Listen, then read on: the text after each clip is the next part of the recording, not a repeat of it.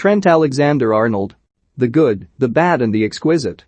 In April 2021, Gareth Southgate opted against calling Trent Alexander-Arnold into England's squad for the World Cup qualifiers against San Marino, Albania and Poland. At the time, Southgate hinted that Alexander-Arnold's performances over the past couple of years had gradually declined, and given the depth of talent available to England, the likes of Kyle Walker, Kieran Trippier and Reece James, to name just three, he didn't justify a place in the squad.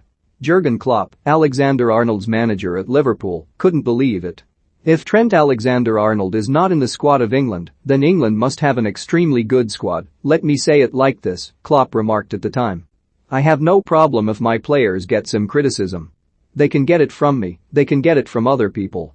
I respect that Gareth makes his own decisions, of course, but I didn't understand it anyway, because Trent Alexander-Arnold was in the last 2 seasons at least, let me say the season before and the season before that, the standout right back in world football, that is the truth, and at an unbelievable young age. In fairness, Klopp wasn't lying. Alexander-Arnold had been the standout performer in the world for 2 years and was instrumental to Liverpool's Champions League and Premier League's triumphs. He essentially reinvented the fullback wheel with teammate Andy Robertson and struck fear into every defense he faced. The criticism that's been leveled at Alexander-Arnold over time is that he isn't actually much of a defender. Positionally he can be naive, his decision-making is dubious at best, and he doesn't always recognize the danger that is around him. Basically, he'd been found out a little bit. Against West Ham, in a pulsating game Liverpool would lose 3-2, ending the club's 25-game unbeaten run in the process. Alexander-Arnold displayed all of the characteristics that continues to make him one of the most talked about footballers in England.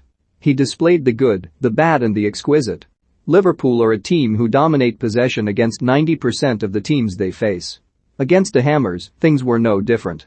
A goal down early on, the Reds attempted to pin their opponents back in their own half.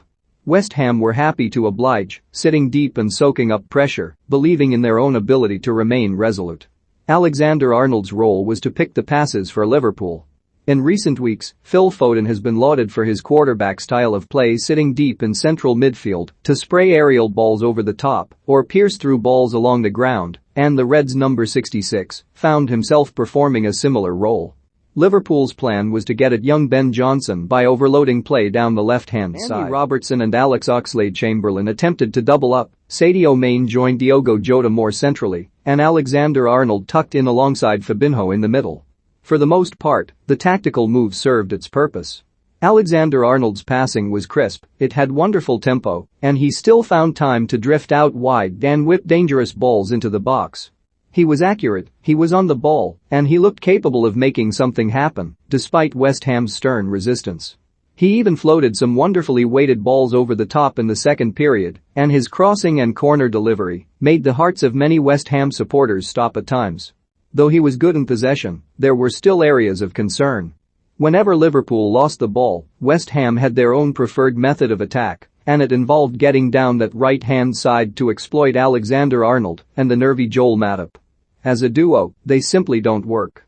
Matip doesn't have the pace to get back, he too gets caught out of position too easily, and with Alexander-Arnold focusing on attack, the ball over the top was West Ham's easy way out. Michail Antonio should have made Liverpool pay when set through one-on-one, but didn't, while a floated ball over the top towards the end of the half was inexplicably not cut out by Alexander-Arnold. Cue Virgil van Dijk to the rescue with a wonderful block tackle on Jarrod Bowen. In the second half, it was more of the same, but West Ham showed more willingness to break out from their defensive shell. Then, after a mistake from Sadio Mane, Alexander-Arnold's lack of awareness and Matip's was exposed again.